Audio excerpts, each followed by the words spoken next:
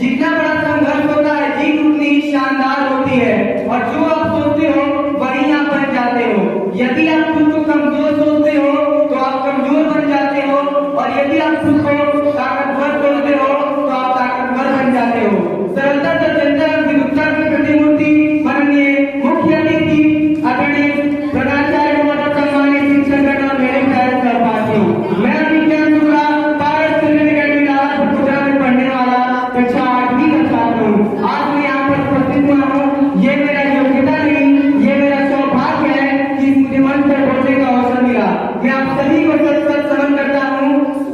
दोस्तों, जैसा कि आप हम सभी लोग जानते हैं, आज 12 जनवरी यानी नेशनल यूथ डे, युवा दिवस, और आज ही के दिन हुआ स्वामी विवेकानंद का जन्म, यानी 12 जनवरी 1863 में कोलकाता में इनका जन्म हुआ था। और इनका बचपन का नाम था नरेंद्र दत्त, और इनकी माता जी का नाम था भुवनेश्वरी देवी, और इनके पिताजी का नाम था विश्वनाथ दत्त।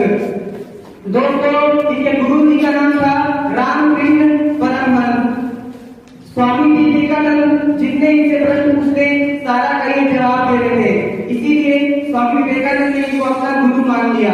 कहा जाता है कि परमहंस धूल से स्वामी विवेकानंद पैदा कर सकते थे। दोस्तों, स्वामी विवेकानंद नाम किसने रखा? ये खेत्री के राजा अजीत सिंह ने विवेकानंद नाम रखा था। विवेक का अर्थ होता है ज्ञान तथा आनंद का अर्थ होता है सुख।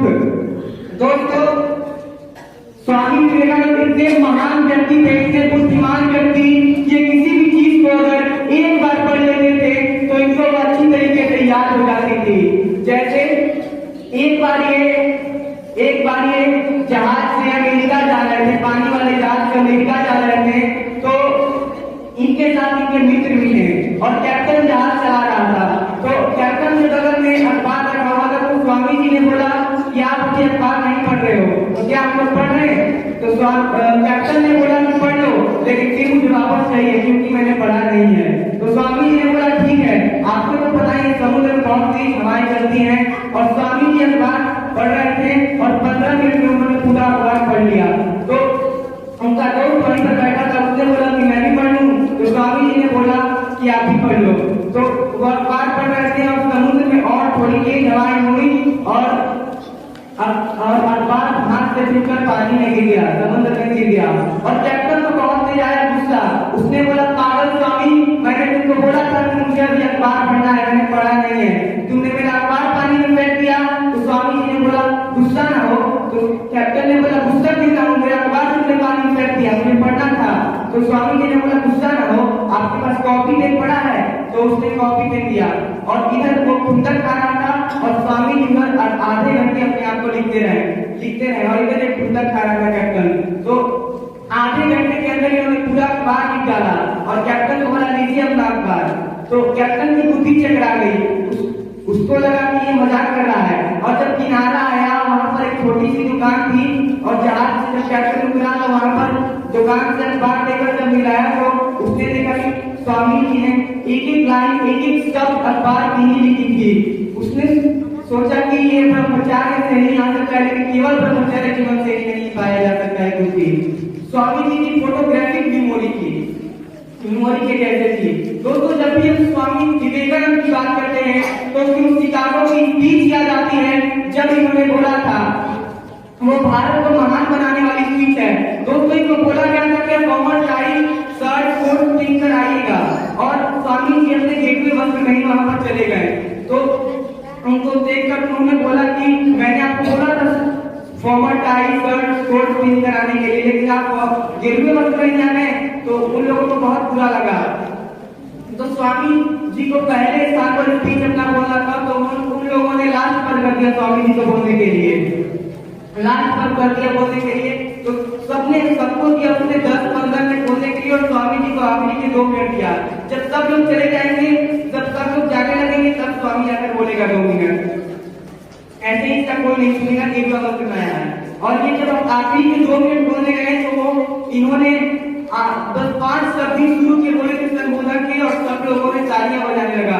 इन्होंने शुरू के 5 शब्द जब बोला, brothers and sisters of America, तो सब लोग खड़ा होकर तालियां बजाने लगे। वहां पर लगभग 2.5 मिनट से अधिक बार तालियां इन लोगों 7,000 की मौत बजाने लगा।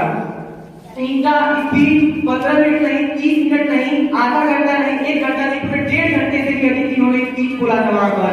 और जब इनका स्पीच खत्म हुआ तो 7,000 का स्टेडियम वहां पर खड़ा होकर तालियां बजाने लगा।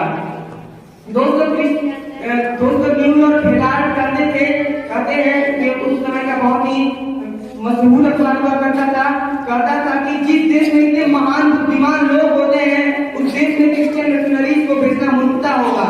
और न्यूयॉर्क क्रिटिक्स कहते हैं सबका भाषण अच्छा था लेकिन स्वामी विवेकानंद के सामने कोई टिक नहीं सका। दोस्तों रविंद्रनाथ टैगोर कहते हैं कि अगर भारत को जानना चाहते हो तो स्वामी विवेकानंद पढ़ लो। सुभाष चंद्र बोस कहते थे कि अगर स्वामी विवेकानंद जिंदा रहते तो मैं उनके शरणों में ही रहता। और स्वामी विवेकानंद कहते हैं कि यदि आप किसी को मदद करने के लिए हाथ बढ़ाना चाहते हैं तो बढ़ाइए, लेकिन अगर किसी को मदद करने के लिए हाथ नहीं बढ़ाना चाहते हैं तो कम से कम हाथ को जोड़ लीजिए। और दोस्तों मैं अपनी वाणी को विराम देने से पहले कुछ पंक्तियां प्रस्तुत कर दूं। काले गोरे का भेद नहीं, हर दिल से हमारा नाता है, कुछ और न आता हो हमको, हमें प्यार निभाना आता है। जीते हो किसी ने देश को क्या, हमने तो दिलों को जीता है। जहाँ राम अभी तक है नर में, वही नारी ने अभी तक सीता है। कितनी ममता नदियों को भी जहाँ माता कहकर बुलाते हैं, कितना आदर इंसान को क्या पत्थर को भी पूजे जाते हैं। इस धरती पर मैंने जन्म लिया ये सोच के मैं इतराता हूँ, भारत का रहने वाला हूँ, भारत की बात सुनाता हूँ। धन्यवाद।